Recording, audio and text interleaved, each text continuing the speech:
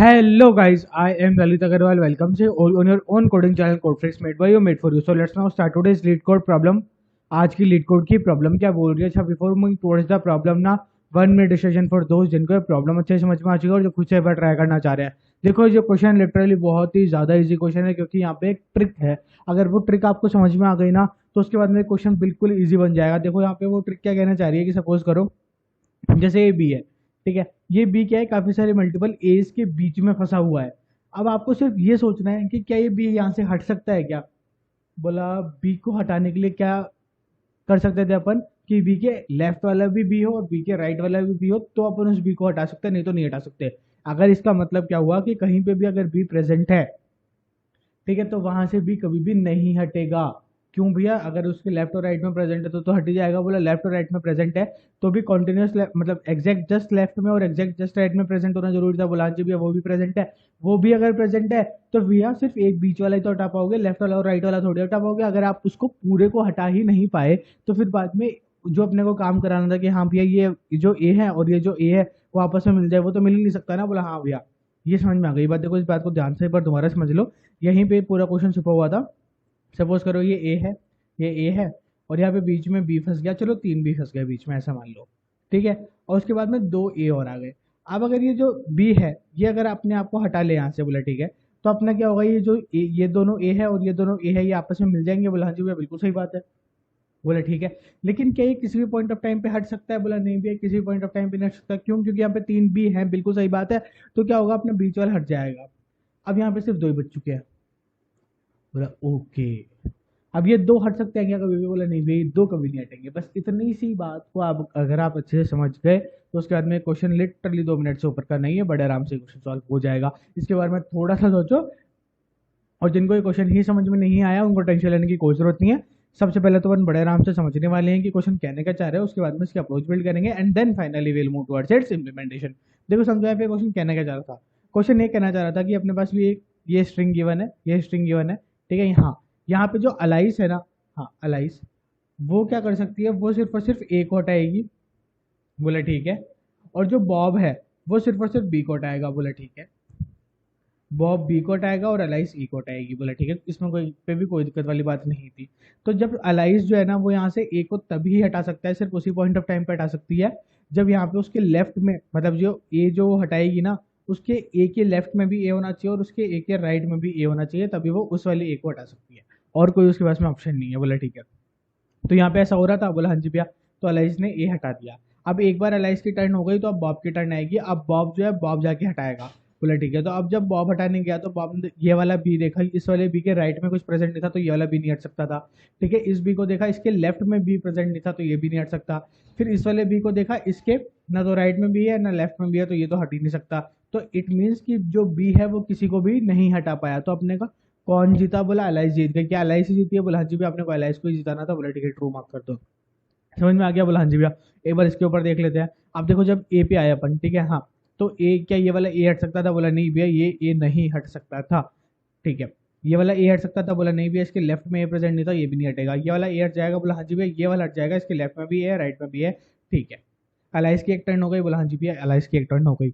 अब आई बॉब की टर्न, ठीक है। तो अब क्या बॉब इस वाले बी को हटा सकता है? बोला नहीं भैया, इस वाले बी को तो नहीं हटा पाएगा, इस वाले बी को हटा देगा, कहीं पे भी कोई दिक्कत नहीं है, इसके लेफ्ट में भी है राइट में भी है। बोला ठीक है। अब वापस किसकी आ गई? वापस टर्न आ गई अलाइस की। क्या अब अलाइस हटा पा रहा है किसी को? बोला नहीं भैया, अलाइस किसी भी और एक को नहीं हटा पा रहा है। इट मीन्स अलाइस हार गया। समझ गए इस बात को? बोला हाँ जी भाई, समझ गए। क्वेश्चन में कहीं पे भी कोई भी डाउट नहीं होना चाहिए, क्वेश्चन की अंडरस्टैंडिंग अच्छे से क्लियर हो जानी चाहिए। बोला ठीक है। अब यहाँ पे अपन ने अभी अभी डिस्कस किया था कि भैया यहाँ पे अगर एक बार बी कहीं पे फंस गया है, जैसे ये बहुत सारे ए हैं, ठीक है, लेकिन अगर बीच में एक बी फंस गया है, ठीक है, तो भी वो बीच में बी फंस ही गया है, वो कभी भी नहीं निकल सकता। ये बात क्लियर होनी चाहिए। बोला हाँ जी भैया।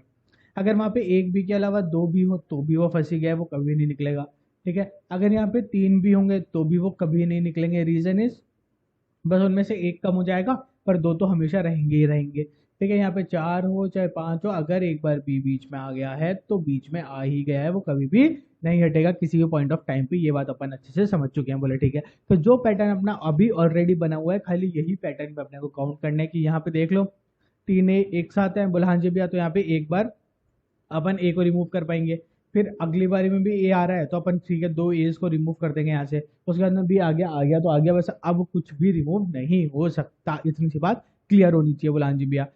तो अपन यहाँ पे क्या करेंगे, सिंपल सिंपल से यहाँ पे आएंगे, यहाँ पे आके अपन देखेंगे क्या इसके लेफ्ट में भी ए है, राइट में भी है, नहीं भी है, लेफ्ट में ये है ही नहीं, छोड़ दो। क्या इसके लेफ्ट में है, राइट में है, बोला हाँ जी भैया इसके दोनों तरफ ए है, तो अपन ने बोल दिया ए इक्वल्स टू 1। ठीक। फिर अपन ने बोला इसके लेफ्ट और राइट में ए है, क्या बोला हाँ जी भैया इसके लेफ्ट में भी ए है, राइट में भी है, बोला ठीक है +1। फिर अपन ने बोला इसके लेफ्ट और राइट में ए है, क्या बोला नहीं भैया लेफ्ट में तो है राइट में नहीं है, बोला ठीक है छोड़ दो। इस बी के लेफ्ट और राइट में है, क्या बोला नहीं भैया इसके लेफ्ट और राइट में नहीं है। क्या इस ए के लेफ्ट और राइट में, बोला नहीं है। इस ए के लेफ्ट और राइट में, बोला हाँ जी भैया है। ठीक है। इस ए के लेफ्ट और राइट में, बोला हाँ जी भैया है। इस ए के लेफ्ट और राइट में, बोला भैया लेफ्ट में तो है राइट में नहीं है, बस खत्म हो गई कहानी। कितने हैं, बोला 4 है, तो अपन जो अलाइस है वो 4 बार मूव चल सकता है, श्योरिटी है।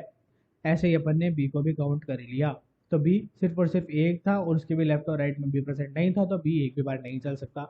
ऑफकोर्स सी बात है 0 टाइम्स आएगा ये, ठीक है। हाँ, तो बस अपने को ये रिटर्न कराना है कि अगर किसी भी पॉइंट ऑफ टाइम पे जो अलाइस है वो ज़्यादा मूव्स अगर चल सकती है तो अपन क्या रिटर्न कराएंगे, ट्रू, और नहीं तो अपन क्या रिटर्न कराएंगे, फॉल्स। सिर्फ इतना सा क्वेश्चन बच गया। समझ गया इस क्वेश्चन को, बोला हाँ जी भैया समझ गया, बस हो गया क्वेश्चन सॉल्व। बोला है, बोला एग्जैक्टली। देखो आ जाओ अपन इम्प्लीमेंटेशन देख लेते हैं। देखो यहाँ पे अपन ने क्या किया, 2 वेरिएबल बना लिए, ए एस और बी एस। ए एस का मतलब कुछ भी नहीं है, ए एस का मतलब अपन अलाइस वाले देखने वाले, मतलब टोटल नंबर ऑफ एज कितने हैं, और यहाँ पे बी एस का मतलब टोटल नंबर ऑफ बीस कितने हैं, बस इतना, मतलब बी कितने हैं। ठीक है, कोई दिक्कत वाली बात नहीं। अपन ने इनिशियली इनको कितना ले लिया, 0 ले लिया। अपन ने फोर का लूप स्टार्ट किया आई इक्वल्स टू 1 से। 1 से क्यों स्टार्ट किया देख लेते हैं। देखो यहाँ पे आई इक्वल्स टू 1 से अपन ने स्टार्ट इसलिए स्टार्ट किया, ये 0 होता है, बोला हाँ इसके 0 का कभी भी कोई लेफ्ट प्रेजेंट नहीं होगा, कुछ भी है चाहे इसे, बोला हाँ बिल्कुल सही बात है भैया। तो इसलिए अपन ने क्या बोला, बोले इसका लेफ्ट प्रेजेंट नहीं था, अपने को लेफ्ट भी हर बार देखना है, तो अपन यहाँ से स्टार्ट करते हैं, यहाँ से लेफ्ट भी मिल जाएगा राइट भी मिल जाएगा, बोला बिल्कुल सही बात है।